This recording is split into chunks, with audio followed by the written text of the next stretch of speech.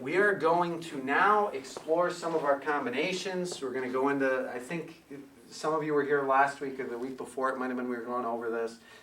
Some of you I haven't seen too often in the last month. It's summer, it's vacation time. So let's just start with our basic technique again. What first combination you guys learned.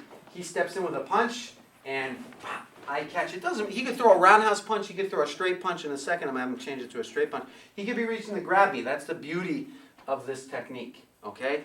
So he steps in straight punch. The leg is longer than the arm. I catch him. Now we have a double block for insurance. Then you guys get to be a higher belt. We start on guard. He steps in with a punch. Well, now I can still use the same concept. He throws that punch. Boom. Leg is longer than the arm. To beat action, meet action. But now, because of my stance, I also have a little insurance where I can slip the punch. Look, he would have got me. But I can shift out of line of the attack. I'm not changing, I'm not tilting my axis. I'm standing up straight, and I'm just shifting my stance a little bit, and I can catch him and then cross out. Okay? So that's the technique. Put that foot forward. Here's your first what if. What if he throws this hand first? And so now we're going to take the technique from the base model, the basic version, which is a step-through punch, and that's good to start. That gets you going. It gives you a little bit of time to react and develop your skill. But once you have practiced the technique as written, you've trained it in the ideal phase, you need to move beyond that, or you're going to be stuck. You're not going to progress in your training. So we move through the what-if phase. We start to explore all different possibilities, and we breathe a little bit more life into our technique, into our training. So he throws the punch, and now I'm going to block here. Okay? Now that other hand comes around too quick, and I just segue into my combination. So we're prefixing the technique. Now notice, with the step-through punch, his ribs are exposed, and that's my target. When he changes his configuration, when he does the 1-2 combination, look now, I could kick to the stomach, I could kick to the solar plexus, but he's also exposed another target for me. I have a new opportunity that's presented itself. I can front kick to the groin and end that fight really quickly. So there's where we're going to start. And then we'll move forward into a couple other combinations from there. So he throws his jab. 1, 2, bam!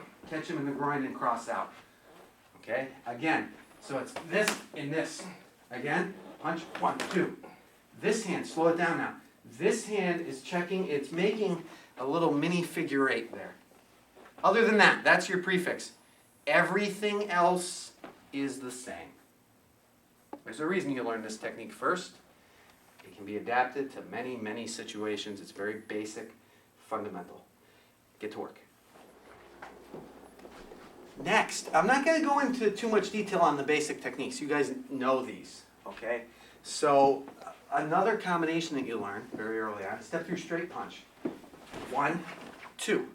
And we've looked at before, throw the punch, how we can delete a move and jump to this. And this piece of the technique is an important lesson of the technique itself. It's a very important movement in our system.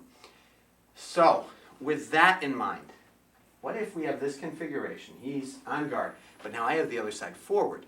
He throws the front hand. I might be trying to set up and do our first combination, the technique we were just working on, off the other side. So he throws that punch, I might block here, but now he throws this other punch, I block here, and I catch him there. Now I can project forward too if I want on that second piece to add a little more power. But you see the pattern is there, okay? We're prefixing again, but we're also deleting a movement because it's going to be easier to let this, again, it's a little mini figure 8 within our technique. It's going to be easy to use continuous motion, will conserve energy, and this can just orbit right back around into our back punch. So we have 1, 2, 3. Okay? And then from there, what you do is up to you. You know, if I've closed the gap on this, I might circle around and slice the eye, chop him in the throat as I scoop the groin on the way out. So see, as I always tell you, see what you can come up with. 1, 2, bam. Make sure you check that elbow. Okay? I actually, the first time, or when I was doing it just there, I could feel I was below the elbow. I'm not sure if the camera caught it, but throw the punch slow. 1, 2, I let this roll.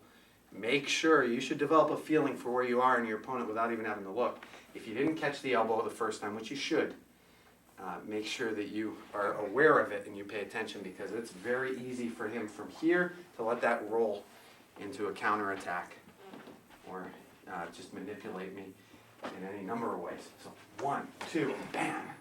There's your technique. Maybe you catch him with an elbow after the punch. Okay? Work on that one, and then I got another one for you. Mirrors, come on. You're going to do it with me, because I see a lot of people having problems. We're starting with the premise, and this isn't how, I need to go over this actually. We're starting with the premise that we're doing one of our techniques, and we have to transition and change course of action. Now, for the purposes of training and understanding the principles of motion, that premise is valid. If you go into a fight thinking that you're going to use one of your techniques, that's an invalid premise. Okay? Your techniques are not something that you use in a fight. People say it all the time. This would never work in a fight. Well, it's not supposed to. That's not what they were designed for. That's not why we're teaching them to you. Oh, now that might sound very confusing to a lot of people. In English, you're introduced to vocabulary words. In martial arts, you're introduced to vocabulary motion. In English, you study literature. You read, and it develops a deeper understanding of how to properly form sentence structure and use the vocabulary that you've learned. In martial arts, you learn the techniques. That's the literature of the masters that came before you. And a good technique shows you ideas of motion, shows you how to form the movements together in a continuous manner, and presents you with ideas and concepts and principles behind the forming of your basics. That's what your techniques are for. They're a vehicle where you learn ideas, you learn principles, you develop an understanding of what can be done.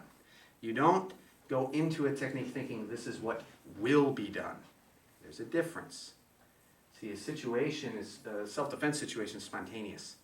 You can't say, okay, I'm going to use this technique, because the situation changes.